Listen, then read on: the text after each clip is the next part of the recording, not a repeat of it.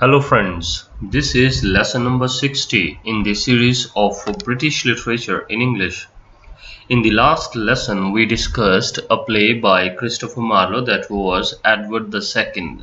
And now this is going to be our last lesson on Christopher Marlowe, and we shall discuss here Dr. Faustus, the famous play by him. First, this play was written during the period of 1589 and 1592. And then we have the original title of this work, that is The Tragical History of Life and Death of Dr. Faustus. Actually, the title Dr. Faustus is taken from German stories, and in those stories we had a character and the name is Faust, and from that character we see Dr. Faustus is derived. And one more thing we can add to it, from Faust we have a term that is called as Faustian bargain. Faustian bargain, what does it mean?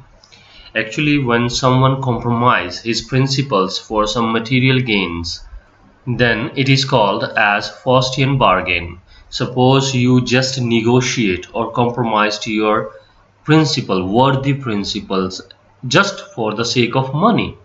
That is called as Faustian bargain. One more fact we can add to this play, that during the performance of this play, there we saw the appearance of the devils on the stage, and that appearance was so horrifying that the people go mad when they saw the devil on the stage. In Elizabethan age, we do not have too many plays like this where we have devil appearing on the stage.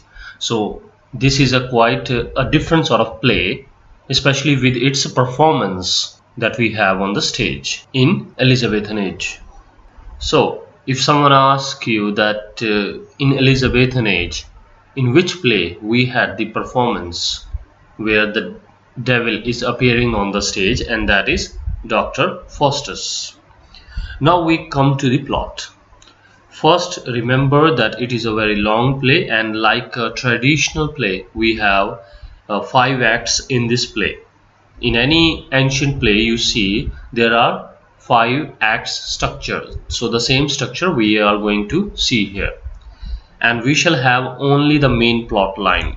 We will not go deep into the details of every action, but we shall try to consider each and every character that is important from the main plot line. Now, this play was published, as I mentioned, that it was completed in the year 1592, before the death of Christopher Marlowe. And there exist 2 versions of this play which were published in the Jacobean age. Now, what is Jacobean age? We are talking about Elizabethan age that starts in the year 1558 and ends in the year 1603 by the death of Queen Elizabeth. And after that we have James VI of Scotland, who became the King of England. Remember, he was James VI of Scotland and known as later James I of England, because before him there was no king by the name of James in England. So that is why he was termed as James I of England, and by his name we have this age, Jacobean age. So during the Jacobean age we have the publication of Dr. Faustus in 2 different versions. So there are some minor plots, and in those 2 different versions we see some variations in those minor plots. Now we consider the main plot line. In the beginning of this play, chorus appears on the stage. What is chorus? Chorus is a group of people. They appear on the stage and they provide us a brief introduction about this play. They tell us about Dr. Faustus, who is doctorate from the University of Wittenberg. Remember, University of Wittenberg, and he is doctorate in theology, though he had studied medicine, arts, law, everything. He's a great scholar. He has knowledge of everything. And now he wants to learn something new, like necromancy. Necromancy means something like black magic, where with magic you can produce the spirits of devils and ghosts. So that sort of things he wants to learn now. And then we have his appearance on the stage, and we see the two angels are visiting him. We have Dr. Faustus on the stage and two angels, good angel and bad angel. They appear on the stage. Good angel always is asking him to follow the path of the God and read Bible and its story, so that he should not deviate from the path of Christianity. On the other hand, bad angel, he says that he should go for necromancy and black magic, that will provide him wealth and fame. So he will be popular in the world. So he should follow the way of necromancy and black magic. After that, we see his servant. The name is Wagner. So he appears on the stage, and Dr. Faustus asks him to call two of his friends. The names are Valdez and Cornelius. Both are like a witchcrafter or necromancy practitioners, so they know black magic. And later they come and they tell him that how to perform that sort of a magic. So Dr. Faustus draws a circle, and after that we see the appearance of the spirit of Mephistopheles. Now, who is Mephistopheles? If you have ever gone through Paradise Lost, written by John Milton, in that you can easily see there is a character named Mephistopheles. Okay, I tell you briefly that in Paradise Lost, what we see, there is Satan, a bad angel, a devil sort of person, and under Satan we have number of characters like Lucifer, Mephistopheles, Beelzebub, and other devils. But here some difference is there, that in Paradise Lost we had Satan and Lucifer both as different characters, but here Lucifer is presented as the head of the devils. So Lucifer is something like Satan.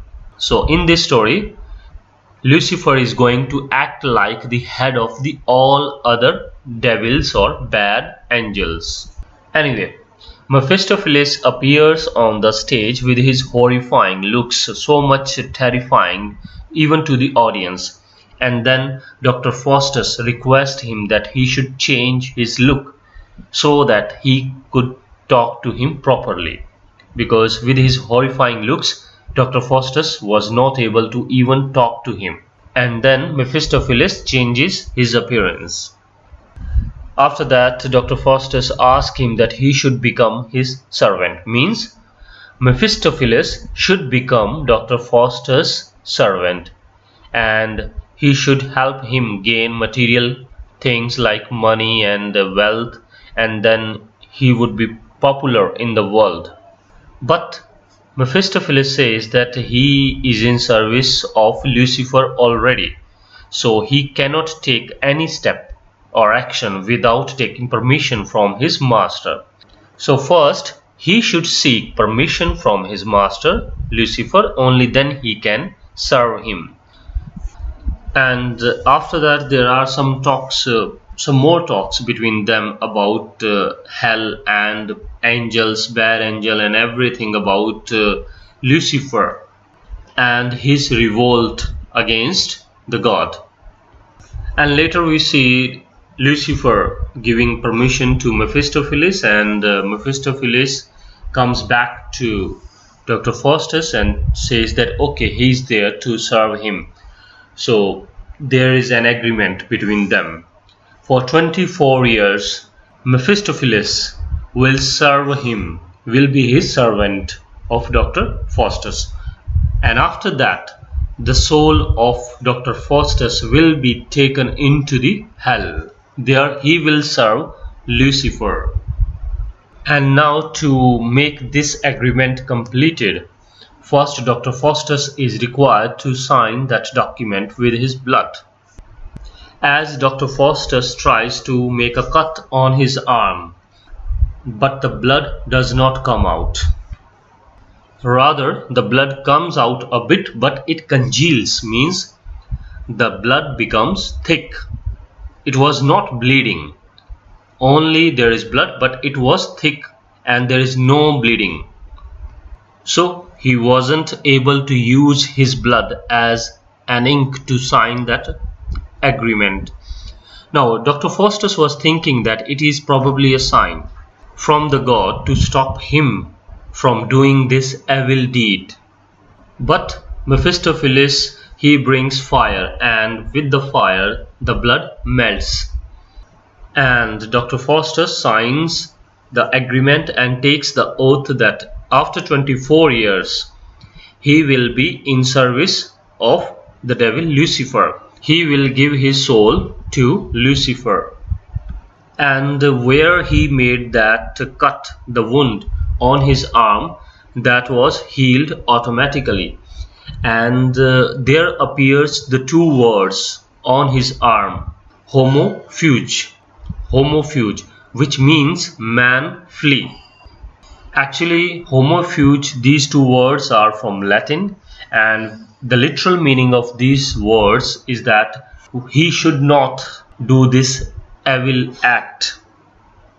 Rather, he should come back to the service of God.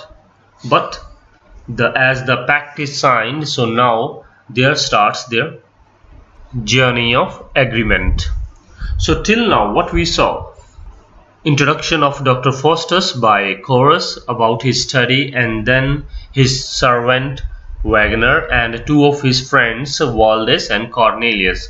And then we saw the appearance of Mephistopheles and something about hell as well, Lucifer, and the important aspect of their agreement that for 24 years Dr. Faustus will be having Mephistopheles in his service, and after 24 years his soul will be taken by Mephistopheles to the hell, where he would serve Lucifer. And remember these two important words which appears on his arm as the wound heals: homofuge, which means man flee. Now moving on, the two angels, they appear on the stage again, and the good angel was always insisting Dr. Faustus to come back to the ways of the god and must give up this evil path. But Dr. Faustus was not so brave enough to go against that agreement. Then we have Mephistopheles again talking with Dr. Faustus, and Mephistopheles is telling him so many things about earth and creation of this world. And during that conversation, Mephistopheles was knowingly ignoring the word God. Rather, he was using the word creator of this world. Dr. Faustus, still he was feeling quite doubtful about his decision, and still was in two minds whether to go to this black magic or not. And Mephistopheles was quite good enough to notice the dilemma that was going in the mind of Dr. Faustus. So he visited him again with Beelzebub and Lucifer. So now the three devils, they appeared together before Dr. Faustus. They tried to threaten him and then to entertain him with 7 deadly sins. Which are these sins? Pride, covetousness or greed, you can call it, envy, wrath, sloth. What is sloth? Sloth is something like laziness, when you are not desiring to work. Then gluttony, when you get involved in too much eating. And then lechery. Lechery means lust, sexual desire. So all these sins were brought there to entertain him.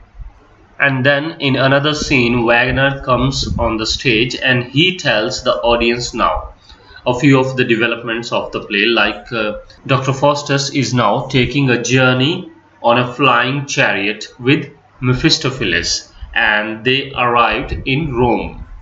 and there they are playing some tricks on the Pope. The name of the Pope is Adrian.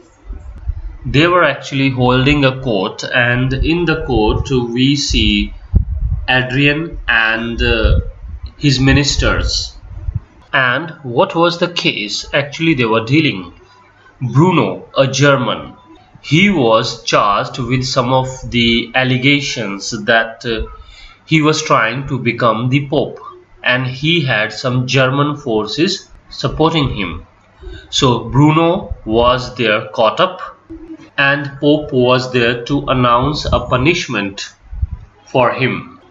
So Pope asked his cardinal to go to library and find a punishment suitable for this man from the library books. Then Dr. Faustus and Mephistopheles, with their magic, what they did, they put cardinal on sleep and they disguised themselves as cardinals, and they come out with a message that this German should be put to death for this offense.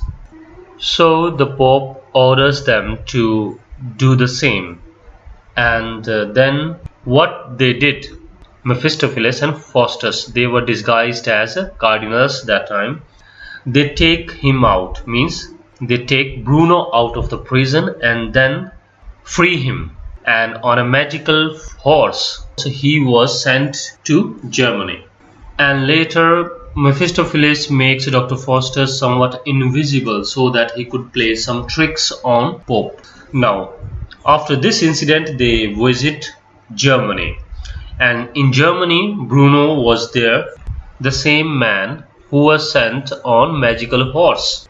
The German emperor, he thanks Dr. Faustus a lot for saving his man, and there again they produce some magical tricks, and Dr. Faustus conjures the spirit of Alexander the Great.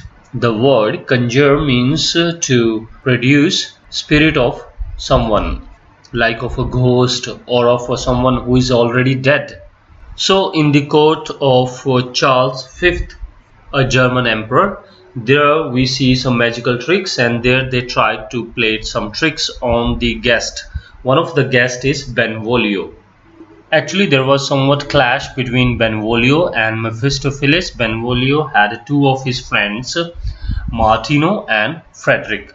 So the three people, Benvolio, Martino and Frederick, all they were tricked by Mephistopheles and Dr. Faustus. They grow antlers, the horns on their heads, so they make great fun of them. They create mockery of these three people, Benvolio, Martino and Frederick.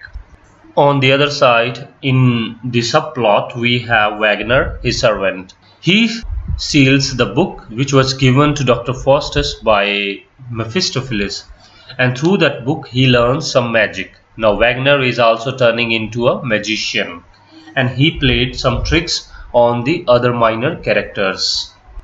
One thing we can quite notice that Wagner is there in this play only to serve the purpose of comedy as a clown.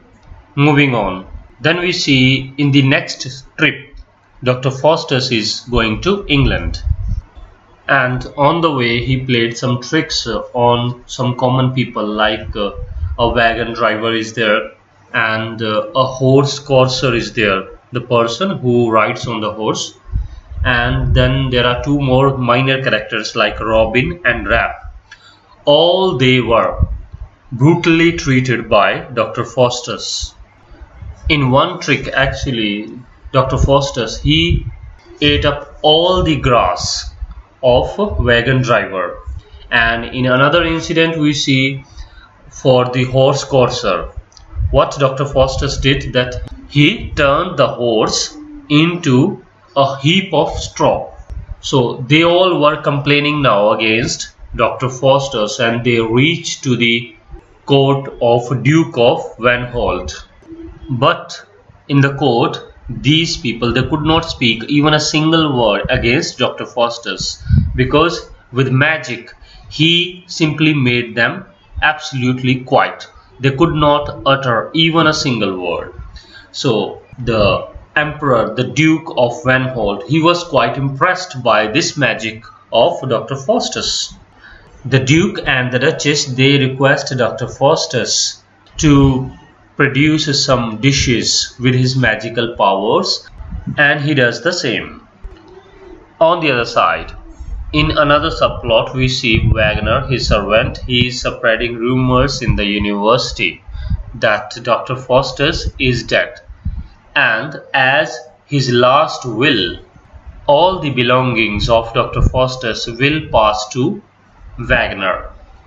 Later, in another scene, we see Dr. Faustus. He produces the spirit of Helen, the most beautiful woman in the world. He produces her spirit, and the people are, the scholars, the university scholars, they are enjoying.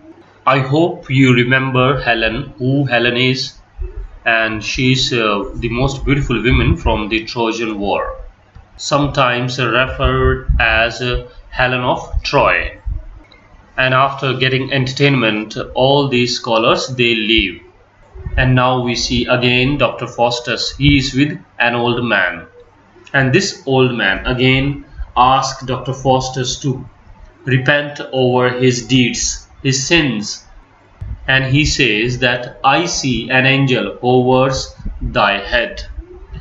I see an angel hovers thy head. But here Mephistopheles again warns Dr. Faustus to stay committed to his agreement. And Dr. Faustus asks Mephistopheles that he should punish this old man who was advising him to follow or repent over his mistakes. And Dr. Faustus requests Mephistopheles to help him produce the spirit of Helen once more. As the spirit appears, Dr. Faustus makes a great speech about her beauty and then kisses her.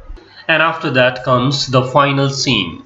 In that, we see Dr. Faustus is surrounded by his other scholar fellows, and there he tells everyone about his deal with Lucifer, and all other people, they get shocked to hear all this. And after that we see Dr. Faustus is having a vision of hell, and the clock strikes 11. That time the feeling was in his mind something like that the clock should stop now, because he wants to live a bit more longer. He was praying to God and begging that he should be spared and not given that hard punishment in the hell. And after that we see the clock striking 12, and then a devil enters his body and he screams. What he says, ugly hell, gape not, come not Lucifer, I'll burn my books, ah Mephistopheles. And after that we see the death of Dr. Faustus, and his body is torn into pieces. The next morning his fellow scholar, they visit him and they collect all these torn pieces and they perform a proper burial. And that is how we see the end of this play. And after that we have an epilogue, and in that epilogue the chorus appear on the stage and they warn the Elizabethan audience, and they tell them that not to indulge themselves in those evil deeds as Dr. Faustus did, and not to trade their soul for forbidden knowledge. Now, before we analyze this play and take the few questions from the previous year paper, first we shall have a quick recap of this play, what we have discussed so far. In the beginning we see Dr. Faustus, a university scholar, and he's there with his servant Wagner and two of his friends, Valdez and Cornelius. And then he learns black magic, and then they produce the spirit of Mephistopheles. And then we see the agreement between Mephistopheles and Dr. Faustus that for 24 years Mephistopheles will serve him, and after that his soul will be taken into hell, where he will serve Lucifer. And when the agreement was signed, that time there appear two words on his arm where he made a cut to produce blood. And which were the two words? Homo fuge, which means man flee. And after that we have several appearances of the good angel and the bad angel, and then there was conflict in his mind about his agreement, whether he should continue this agreement or should he come back to the Christianity and follow the path of God. And after that we see Beelzebub, Mephistopheles and Lucifer, they all tried to manipulate his mind, and then they produce 7 deadly sins. And after that we see several actions. First they visit Rome, and there they played some tricks with the Pope. The name is Adrian, and there was a man named Bruno, a German, and he was supposed to be given a punishment. Then they tricked the Pope, and then they helped this man get free. And after that they went to Germany, and in Germany they visit the Emperor Charles V, and there they also played some tricks with the guests, the people like Benvolio, Martino and Frederick. After that we see in a subplot Wagner also performing some action, some of the comic episodes in this play. The next place they visit, that is England, and there Dr. Faustus played some tricks with common people, with a wagon driver and with a horse rider. And then in the court of Duke of Vanholt, there also he played several tricks to impress the Duke and the Duchess. And after that we see Dr. Faustus conjures the spirit of Helen and then entertain the university scholars. And then we see the appearance of an old man. He warns him for all his evil deeds. And after that we see again Dr. Faustus is enjoying with the spirit of Helen, and there he made a great speech about her beauty. And after that we see the final night of his life, and there he tells everyone about his deal. And after the clock strikes 12, a devil enters his body, and his body is torn into pieces and he dies. And the final words uttered by him are very important. Ugly hell, gape not, come not Lucifer, I'll burn my books. Ah, Mephistopheles, means he was not desiring to die. He wanted to live more, and he was begging the God that he should be spared and he must not be thrown into hell. And as the play ends we see the appearance of chorus, and they in epilogue they said a few words of wisdom, and they warned the Elizabethan audience that they must not indulge themselves into forbidden knowledge.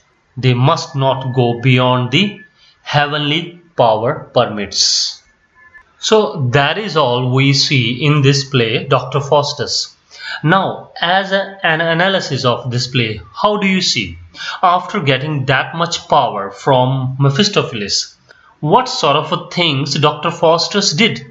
Did he really do something to get wealth, money or fame in the world? Or rather he was just doing ordinary tricks with the several people, like with the Pope of Rome or with the Emperor of Germany or with the Duke of Vanholt. He didn't really do something great with those magical powers. So that is the message Christopher Marlowe is giving us, that even if you get to those heavenly powers or those miracle powers, you can do good things only with the blessing of God. And allegorically we see that Christopher Marlowe is warning the Elizabethan writers as well, that they must not deviate from the path of God. Rather they should write their works keeping the God and Christianity in center. Because in the period of Renaissance, what we see, they were not traditionally writing about God and Christianity.